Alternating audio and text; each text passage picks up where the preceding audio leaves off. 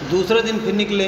रास्ते में उस्ताद साहब बोले, मैं एक गिलास लस्सी पी लूँ, आप ज़रा साइकिल पकड़िए। उस्ताद साहब लस्सी पीने लगे तो हमने साइकिल के पुर्जों की जो है परीक्षा शुरू कर दी। फिर कुछ जी में आया तो उसका हैंडल पकड़कर ज़रा चलने लगे, लेकिन 2 ही कदम चले हुए कि ऐसा मालूम हुआ जैसे साइकिल हमारे सीने पर चढ़ी जा रही है। हमने साइकिल छोड़ दी और भगोड़े सिपाही बनकर मुड़ गए, पर दूसरे ही क्षण साइकिल अपने पूरे ज़ोर से हमारे पांव पर गिर पड़ी। इस तरह दूसरे दिन हम और हमारी साइकिल दोनों अपने घर से थोड़ी दूर पर जख्मी हो गए, घायल हो गए। हम लंगड़ाते हुए घर लौट आए और साइकिल ठीक होने के लिए मिस्त्री की दुकान पर भेज दी, मगर हमारे वीर हृदय का साहस और धीरज देखिए, अब भी मैदान में डटे रहे।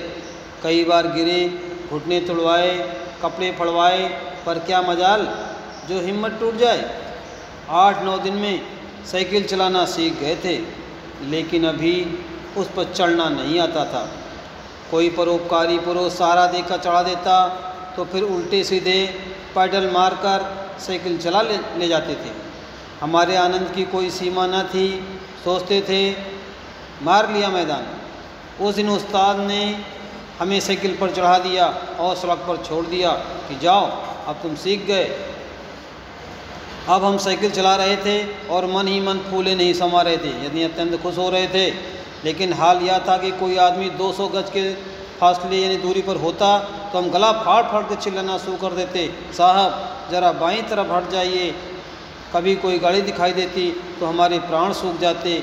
जब गाड़ी निकल जाती तब कहीं जाकर हमारी जान में जान आती थी। यानी मैं काफ़ी डरता था, नौसिखिया था, नया साइकिल चलाना सीखा था। सहसा हम सामने तिवारी जी आते हुए दिखाई दिए। हमने उन्हें भी दूर से ही अल्टीमेटम दे दिया, तिवारी जी बाईं तरफ हो जाना वरना साइकिल तुम्हारे ऊपर चढ़ा देंगे।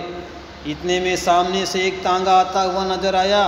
हमने तांगे वालों को दूर से ही डांट दिया, बाईं तरफ भाई, अभी हम नए चलाने वाले हैं, नौसिखिए हैं, तांगा बाईं तरफ हो गया। हम